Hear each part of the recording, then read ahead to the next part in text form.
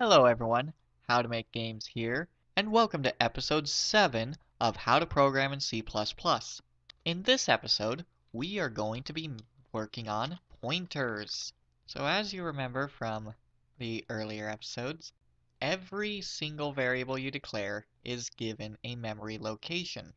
You have different sizes of memory for integers, characters, and floats, and they're just all randomly arranged in order to fit the needed data type. But what if you wanted to figure out where this location is in memory in order to access it directly? Well, that's where pointers come in. And pointers are special variables that can point at different blocks of memory, give you the memory address, and the data inside them. So let's get an example.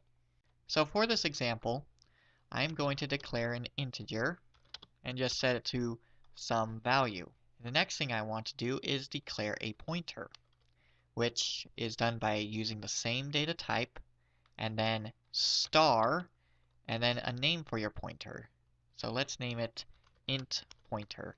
Now one important thing to know is that pointers can only point to variables of the same data type.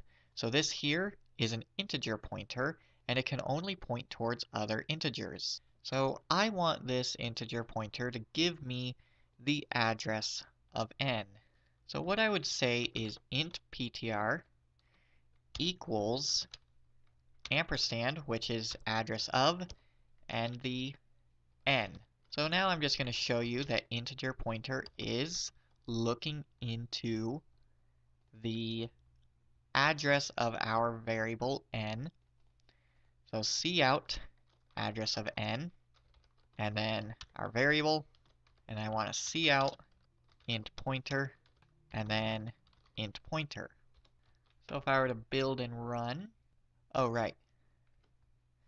If you want to look into the address of a variable without using a pointer, that's where this ampersand symbol comes in. So it really just refers to address of.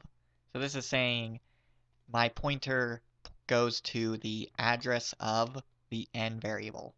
So as you can see here, my address of n is 0x28 blah blah blah blah, and then int pointer is the same as my n address. So what can you use pointers for?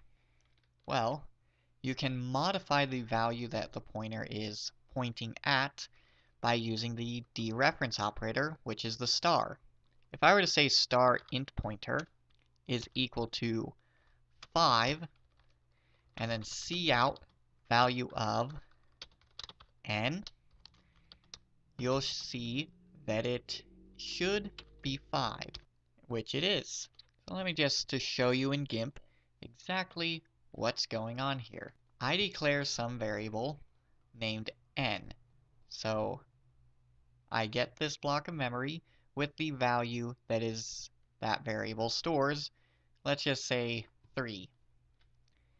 And then I create a pointer and assign it this memory location. Because of this, it will always know where this value of 3 is located. And because of that, if I wanted to change this value to, say, the number 8, I can pass it in through the pointer, and the pointer will deliver it to the correct memory location. And I can even have pointers point at other pointers. Oh, sorry about that.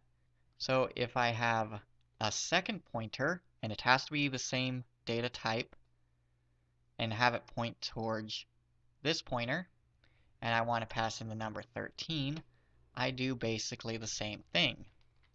So 13 would then go to this pointer, which would then go to this memory address.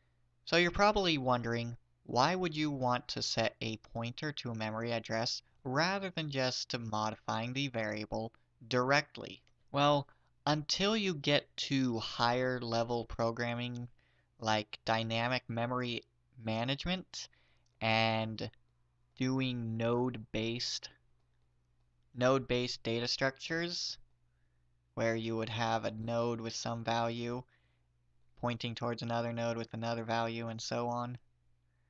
then pointers aren't too useful, but they are a very fundamental thing that you have to know.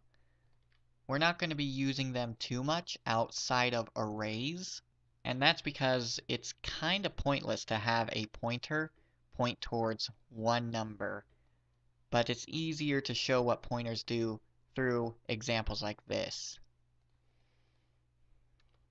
So that's all I really wanted to discuss with pointers. Once again, they have to point at the same data type. So if I had a char, which stored the 3 character, I would get an error because this is an int pointer and I'm trying to point it as a character. And one more thing, since arrays are technically have pointers to them, you can declare another pointer and modify the array from a different pointer, if that makes sense. So on that note, thank you for watching. If you have any additional questions on pointers, or would you like me to in C++, please let me know. And I hope you stay tuned for the next one. Goodbye.